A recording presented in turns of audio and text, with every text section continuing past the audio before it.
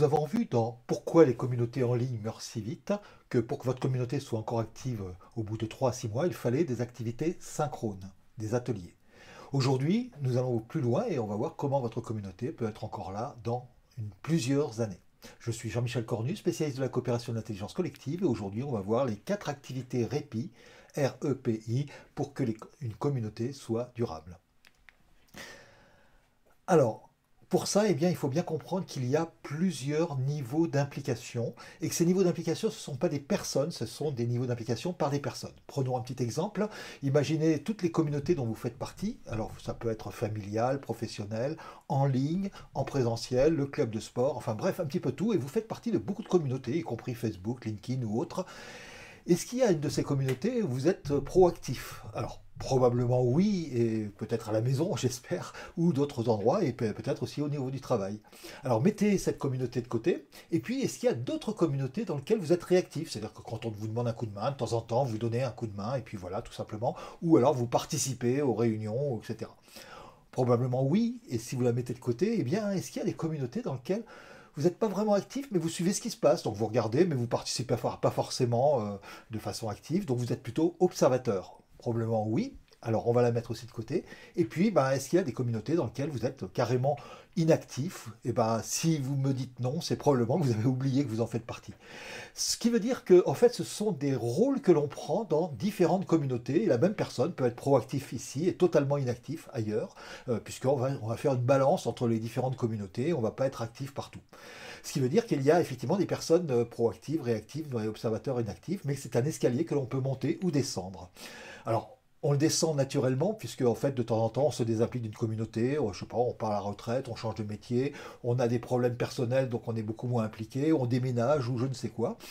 Et normalement, eh bien, les pourcentages étant assez constants, en particulier dans les proactifs et les réactifs, normalement, eh bien, il devrait y avoir autant de personnes qui grimpent l'escalier, donc qui remplacent à peu près ça. C'est pas tout à fait ce qu'on observe. On l'observe pas parce que, en fait, eh bien, il y a un petit problème.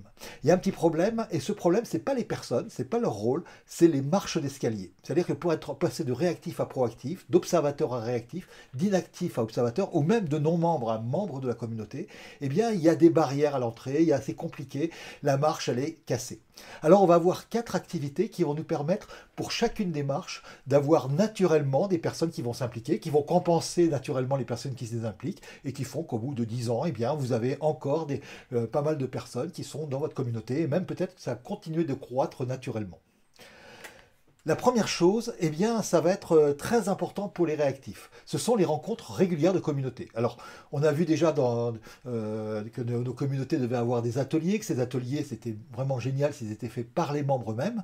Mais là, eh bien, une fois par mois, c'est bien d'avoir une rencontre générale, un petit peu. Alors, il n'y a pas forcément tout le monde, hein, puisqu'il n'y a que les réactifs et les proactifs. Donc, typiquement, on peut avoir 10% des personnes sur la durée, pourquoi pas.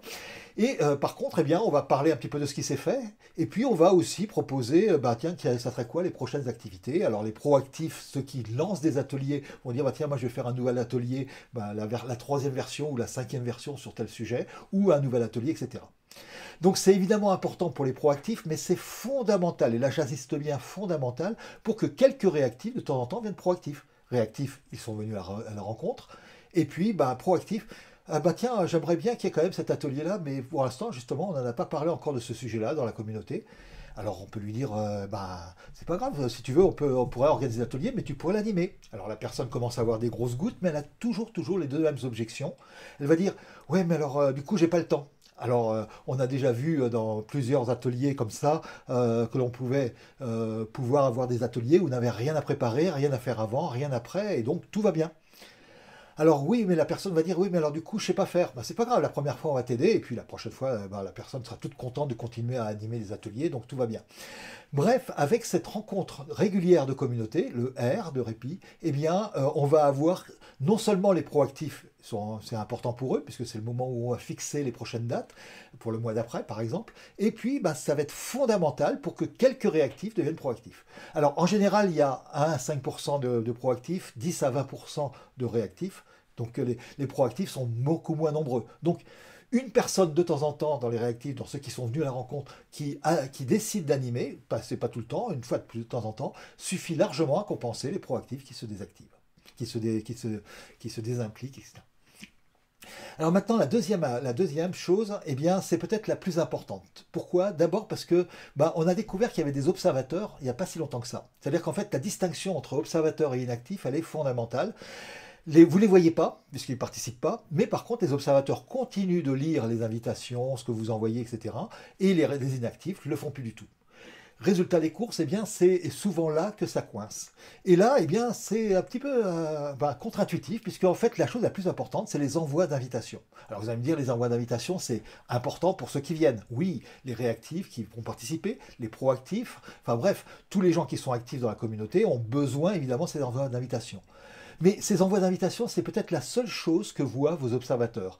Donc, c'est non seulement important pour les réactifs proactifs, mais c'est fondamental pour que quelques observateurs, de temps en temps, se disent « Ah tiens, le sujet m'intéresse quand même. Ah, puis j'ai vu dans l'invitation que même si on n'était jamais venu, on était les bienvenus. » Vous savez, une petite phrase d'inclusion qui est bien. Et du coup, ils viennent. Alors du coup, eh bien, on en a parlé dans les envois d'invitation, parce que c'est peut-être la chose la plus importante que vous pourrez faire, c'est faire en sorte que vos envois d'invitation soient lus même par ceux qui ne viennent pas dans les rencontres, parce que c'est ça votre réserve qui va faire que de nouveau, de temps en temps, vont s'impliquer pour arriver à participer à des ateliers, participer aux rencontres de communauté, etc. Alors pour les inactifs, par contre, eh bien là le problème c'est que même s'ils viennent à une rencontre, ils sont un peu perdus, ils savent même plus de quoi ça parle.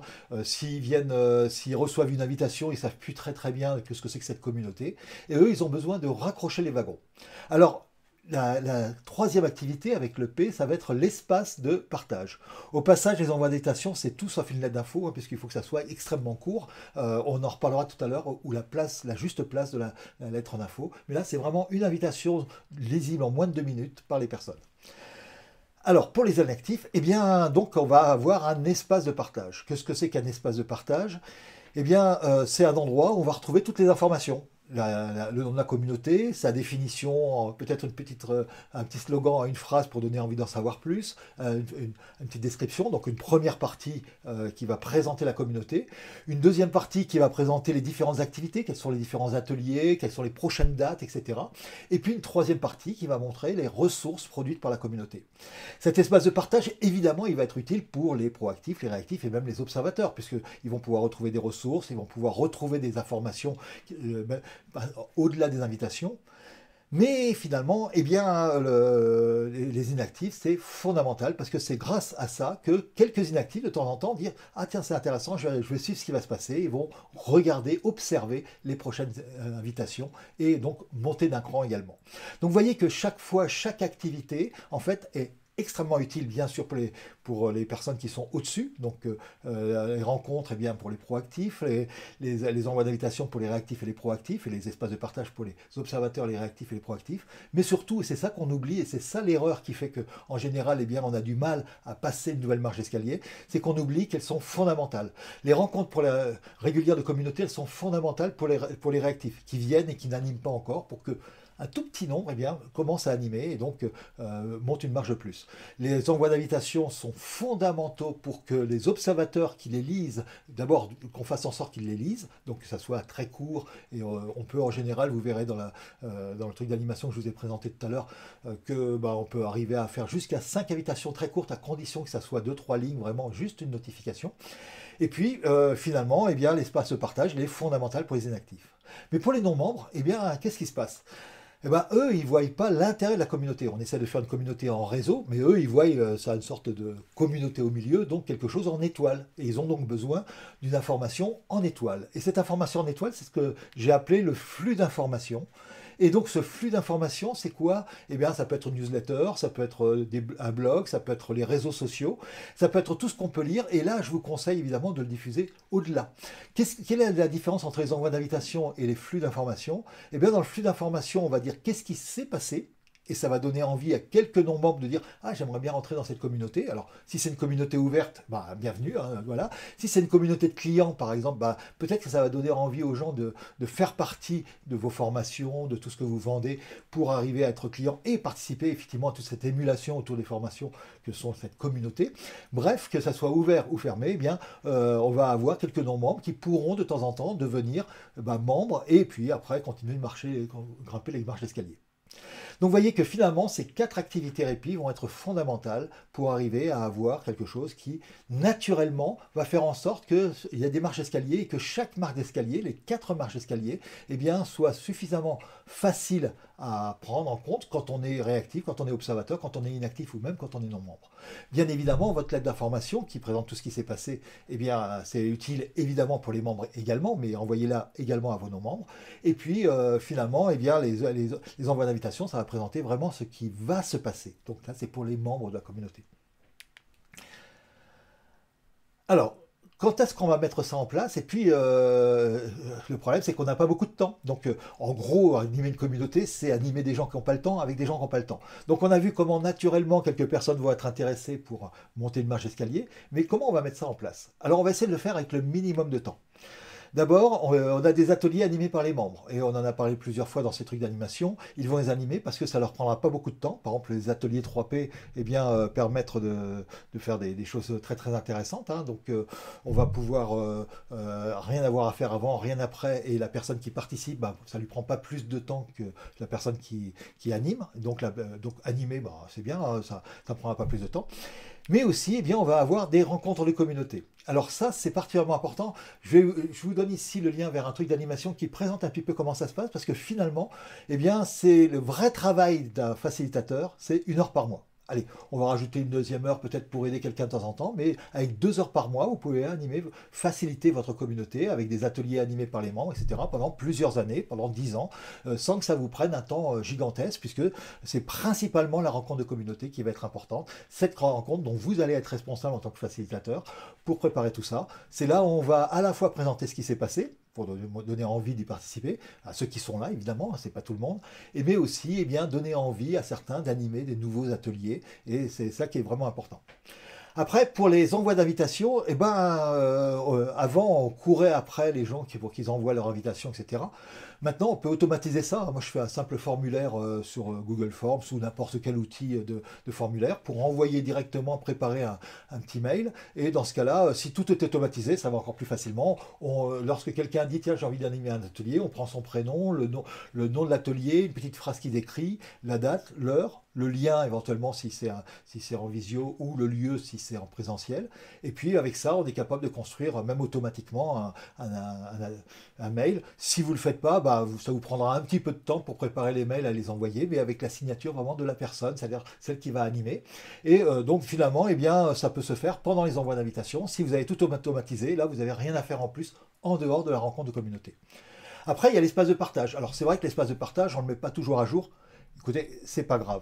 Moi, j'ai des espaces de partage, ils sont mis à jour tous les 3 mois ou tous les 6 mois. Bon, c'est pas si grave que ça. Bien sûr, c'est pas parfait, mais ça marche, puisque en fait, les choses qui sont les plus importantes, les plus utiles dans l'espace de partage sont aussi envoyées dans les invitations, c'est les envois d'invitation. Donc même s'il y a des ateliers qu'on a oubliés, même s'il y a des ressources qui ne sont pas encore là, bien sûr, ça serait mieux de faire d'être parfait, mais parfait, ça veut dire des fois qu'on ne le fait jamais. Donc faites votre espace de partage quand vous pouvez. Vous pouvez même le faire pendant les rencontres de communauté en disant, bah, tiens, qu'est-ce qu'on va rajouter, etc. On peut faire ça, ou alors vous prenez une fois tous les, je sais pas moi, tous les mois, tous les 2 mois, ou même tous les 3 mois, et bien vous prenez le temps simplement, vous prenez une petite demi-heure pour rajouter les ressources nouvelles, les choses comme ça, sans que ça vous prenne trop de temps. Et puis le flux d'information, bah, c'est encore mieux, puisqu'en fait on pense toujours à faire d'abord la lettre d'information, et puis on oublie tout le reste, hein, donc ça serait dommage. Mais le flux d'information, eh bien moi je connais des associations, par exemple, qui une fois par an, bah, comme ils ont besoin de faire leur assemblée générale, ils font le bilan de tout ce qu'ils ont fait, et ils envoient leur lettre d'information, y compris aux non-membres, une fois par an. Bah, même ça, ça marche. Donc, bien sûr, si vous faites mieux, si vous automatisez, si vous avez des gens pour le faire, si vous avez l'énergie pour le faire, tout va bien. Mais si vous n'avez pas beaucoup de temps, eh bien, une lettre d'information une fois par an, simplement, eh bien, peut suffire. Ça marche très bien. Et je connais des communautés qui ont 10 ans d'âge et qui fonctionnent comme ça.